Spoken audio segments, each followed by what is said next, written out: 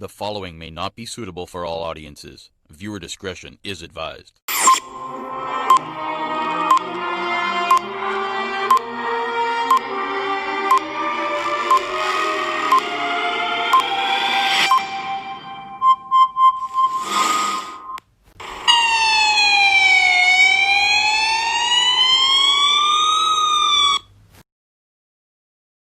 Speeding partygoers suffer deadly crash on Portmore Toll Road.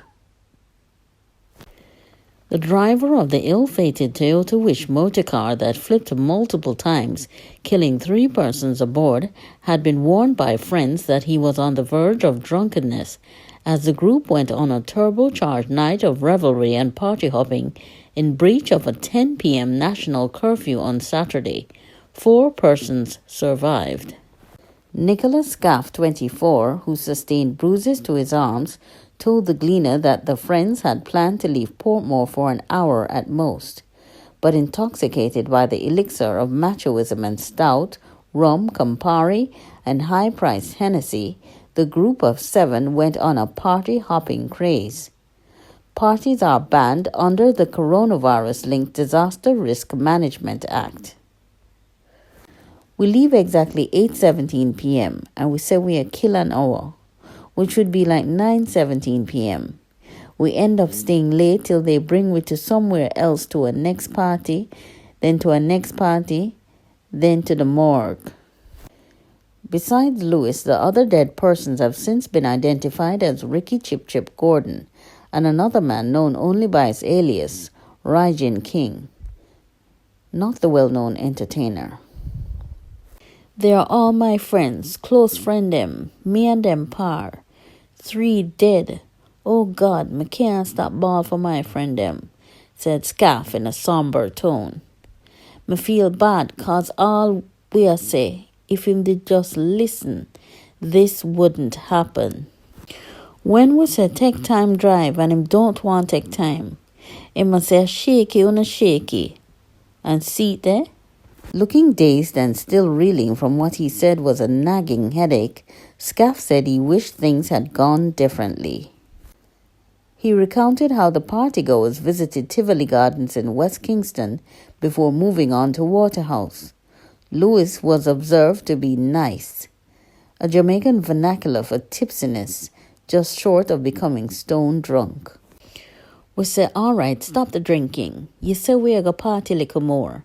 The Gleaner understands that the keys to the vehicle were confiscated on at least 2 occasions, but the driver was reportedly adamant that he was capable of driving. Me say, brother, me nah make you drive. Me take it from him and give the other youth that also died cause he was sober. Him grab it back and say, and me a drive my car, Scaff said. As the Toyota Wish roared down the highway, the vehicle began to swerve, said Scaff. He said the vehicle crashed into a median and flipped perhaps 6 times. I was in the extreme back. One of the deceased fly from the middle seat to the back in my lap, blood me up. When I looked at him, he had no head top, Scaff told the Gleaner. The females among the group sustained head injuries and were rushed to Kingston Public Hospital. Scaff recalled that he was conscious after the crash and eventually assisted the other survivors. He and the other male survivor were treated at the Spanish Town Hospital and released. Shireen Gale, Lewis's cousin, was among relatives and friends who gathered at the family home on Sunday. He is a fun person, very jovial, a friendly person that is always there for other persons no matter what, she said of Lewis. He will have his last and give his friends. Lewis died leaving 2 children. The nation recorded 419 crash deaths between January 1st and December 30 last year, 21 fewer than occurred in 2019. That statistical fall, however, may offer cold comfort to traffic watchers, as island coronavirus curfews were maintained for 3/4 of 2020. Woman in critical condition after horrific crash in Ironshore, Montego Bay. A female is now battling for life at the Cornwall Regional Hospital in Montego Bay, St. James, after being thrown from a vehicle during a road accident along the Ironshore main road Sunday morning, January 17th.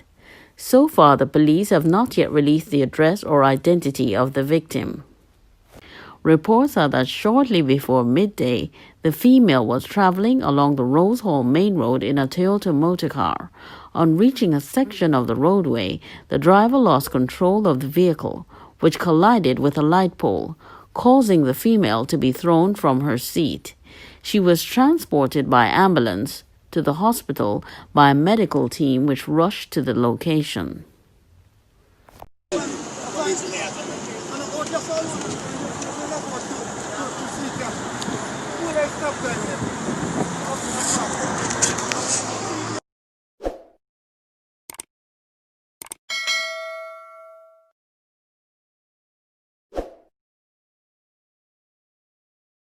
Three shot and killed in Quarry, St. James. 3 persons, including an elderly woman, were shot and killed as gunmen carried out an armed attack on premises in Quarry Street, St. James on Sunday afternoon, January 17th. The police have not yet released the identity of the murdered victims. Reports are that shortly after 7 p.m., a group of armed men went to premises in Quarry community where they opened fire on the 3 victims, including the grandmother. The police were summoned, and upon arrival, the 3 victims were rushed to the Cornwall Regional Hospital, where they were pronounced dead. Investigators are now at the scene carrying out investigations to determine the motive surrounding the blatant attack. 2 men killed in Portmore Hall, St. Anne. Detectives assigned to the Notorious Criminal Investigations Branch, CIB, are investigating the circumstances surrounding the shooting death of 2 men by unknown assailants in Portmore Hall, St. Anne on Saturday, January 17th. Dead are 29-year-old Kevin Rattigan and 57-year-old Anthony Bailey, both of Portmore Hall in the parish.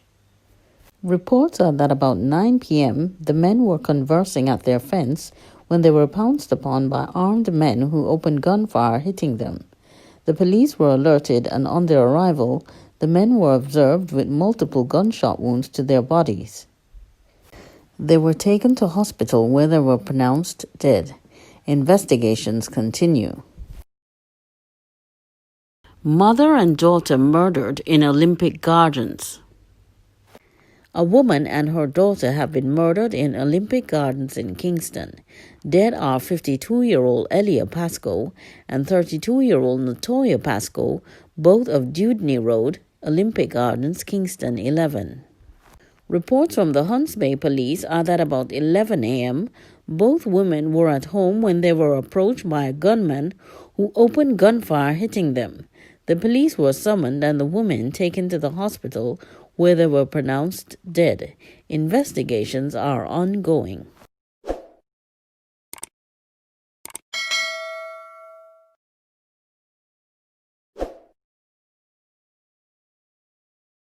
Man shot after 7-hour standoff atop Scotia Bank in Montego Bay.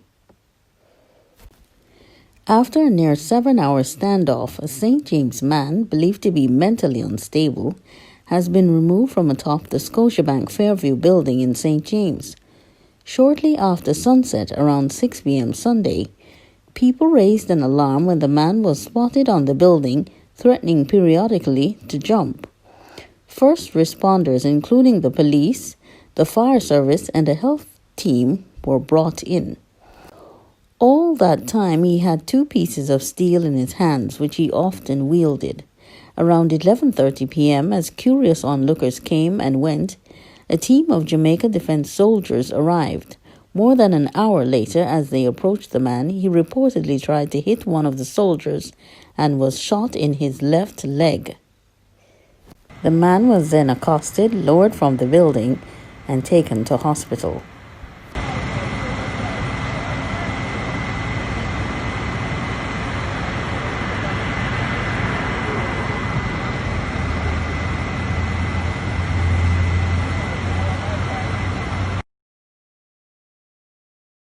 Sangster International flight grounded after unruly family dispute. A Canadian cabin crew refused to fly a group of unruly passengers from Montego Bay, Jamaica's Sangster International Airport to Pearson International in Toronto on Sunday after they were threatened and called white trash.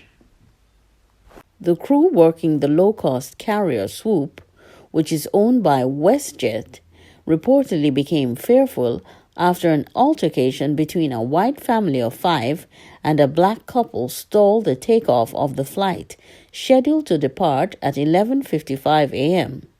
An hour later, the plane was still in the holding area of the ramp. Local handlers of the aircraft, Ajas Jamaica Limited, confirmed the incident, stating that the black couple who were reportedly sitting in front of the white family claimed that the kids started kicking their seats. The black couple felt the parents did not do enough to rein in their kids, which resulted in the intervention of the flight attendants. However, the situation escalated and racial slurs were reportedly hurled at them. The crew became fearful after they were called white trash, and they were threatened. Michelle James, coordinator in charge of customer service at Ajas, told the Gleaner.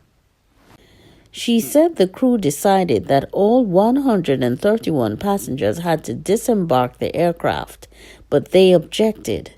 The police were summoned and the passengers ordered to deboard as the crew decided not to work the flight.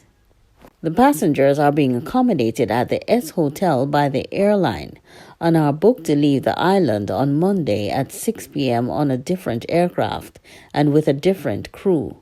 The group of 7 are not expected to be accommodated on the aircraft.